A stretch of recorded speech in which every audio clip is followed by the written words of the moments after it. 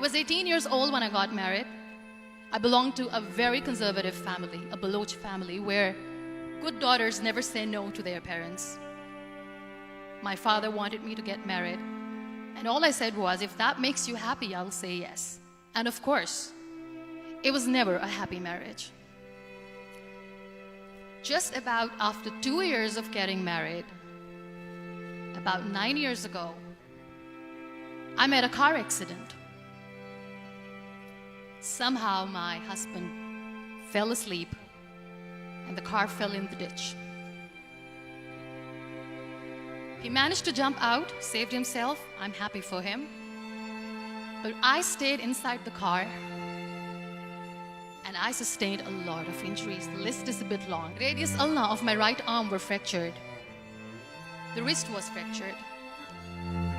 Shoulder bone and collarbone were fractured. My whole rib cage got fractured. But that injury that changed me and my life completely was the spine injury. Many people came to rescue. They gave me CPR. They dragged me out of the car. And while they were dragging me out, I got the complete transection of my spinal cord.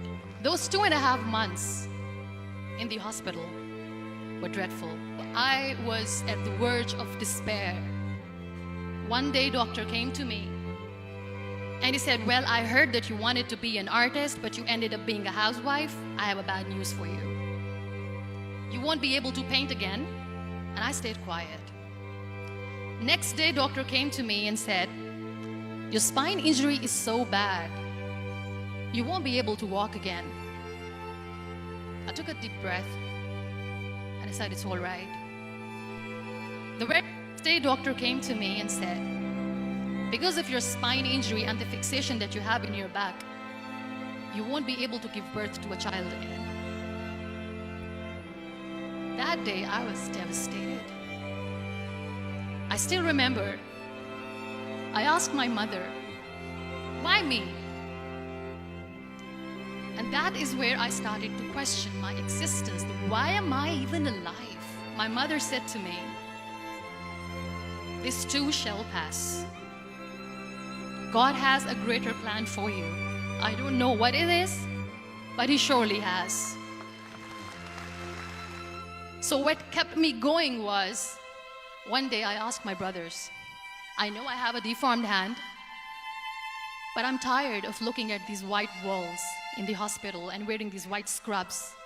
I'm getting tired of this. I want to add more colors to my life. I want to do something. Bring me some colors, bring me some small canvas. I want to paint. So the very first painting I made was on my deathbed, where I painted for the very first time. What an amazing therapy it was. Without uttering a single word, I could paint my heart out. I could share my story. People used to come and say, what lovely painting. So much color. Nobody could see the grief in it. Only I could.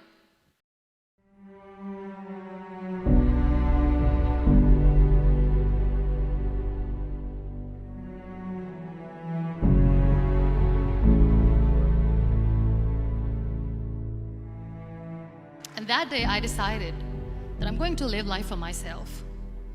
I am not going to be that perfect person for someone. I am just going to take this moment and I will make it perfect for myself.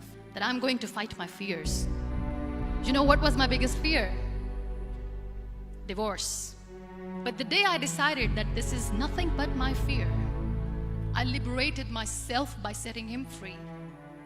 And I made myself emotionally so strong that the day I got the news that he's getting married, I sent him a text that I'm so happy for you and I wish you all the best. And he knows that I pray for him today. My biggest fear, number 2, was I won't be able to be a mother again. And that was quite devastating for me. But then I realized there are so many children in the world, all they want is acceptance. So there is no point of crying, just go and adopt one. And that's what I did. I gave my name in different organizations, different orphanages, and I waited patiently. 2 years later, I got this call from a very small city in Pakistan. I got a call and they said, are you Muniba Mazari? There is a baby boy and would you like to adopt? And when I say yes, I could literally feel the labor pain. I said, yes, yes, I am going to adopt him. I am coming to take him home. And that day, Niall was 2 days old, and today he's 6.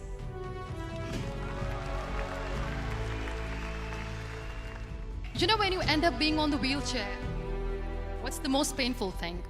People think that they will not be accepted by the people because we, in the world of perfect people, are imperfects. I started to appear more in public. I started to paint. I decided that I'm going to join the national TV of Pakistan as an anchor person. I became the National Goodwill Ambassador for UN Women Pakistan, and now I speak for the rights of women, children.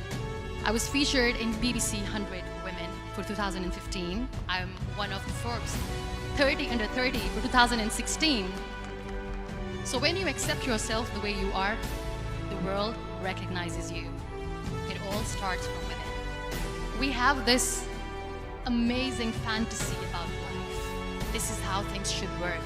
This is my plan. It should go as per my plan. If that doesn't happen, we give up. I never wanted to be on a wheelchair.